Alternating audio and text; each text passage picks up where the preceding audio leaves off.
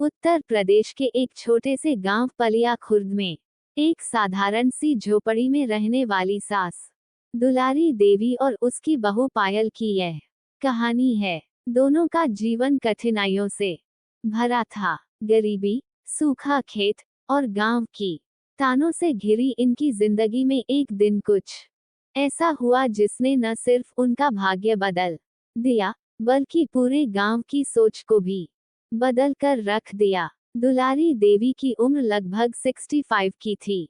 पति की मृत्यु के बाद उन्होंने अकेले ही बेटे को पाला। बेटे की शादी गरीब परिवार की एक सीधी सादी लड़की पायल से हुई। शादी के 2 साल बाद बेटा शहर कमाने चला गया और पीछे रह गई सास बहू, एक खेत और एक सूखी जमीन के साथ।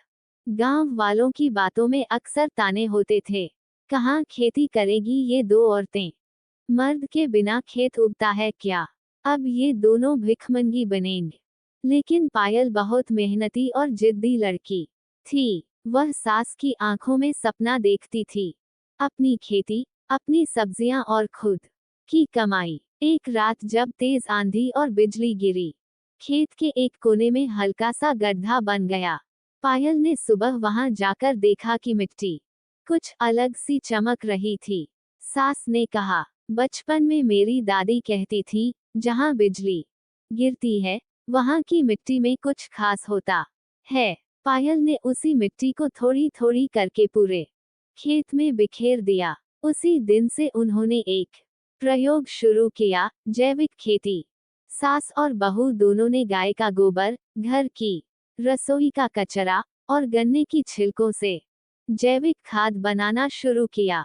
वे सुबह 4 बजे उठकर खेत में पानी देती, गोबर से कीटनाशक बनाती और हर पौधे से ऐसे बात करती जैसे वह उनका बच्चा हो।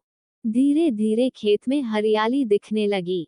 सबसे पहले उगे पालक और धनिया, फिर आए भिंडी और लौकी। गांव के लोगों की आंखें फटी रह गईं। अरे, इन औरतों के खेत में तो जादू हो गया। कितनी मोटी भिंडी है, इनकी धनिया की खुशबू तो पूरे हाट में फैली है। सास बहू ने सब्जियां पैक करके हाट में बेचना शुरू किया। दुलारी पायल की जैविक सब्जियां, ये नाम पूरे जिले में मशहूर हो गया।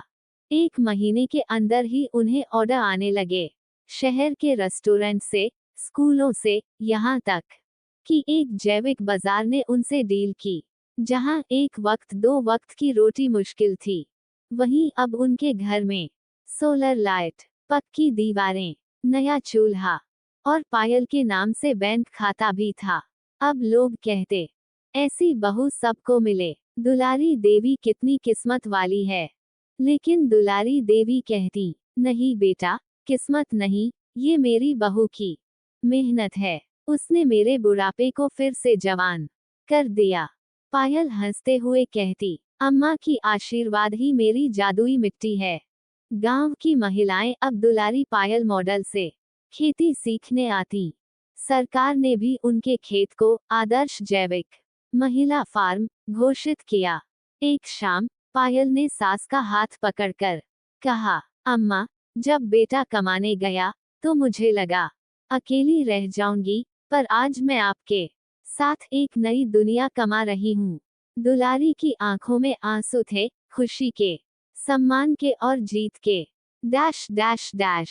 मेहनत, लगन और विश्वास से 2 औरतें भी एक सूखे खेत को हरियाली में बदल सकती हैं। सास बहू का रिश्ता अगर प्यार से सींचा जाए तो वो किसी जादू से कम नहीं होता।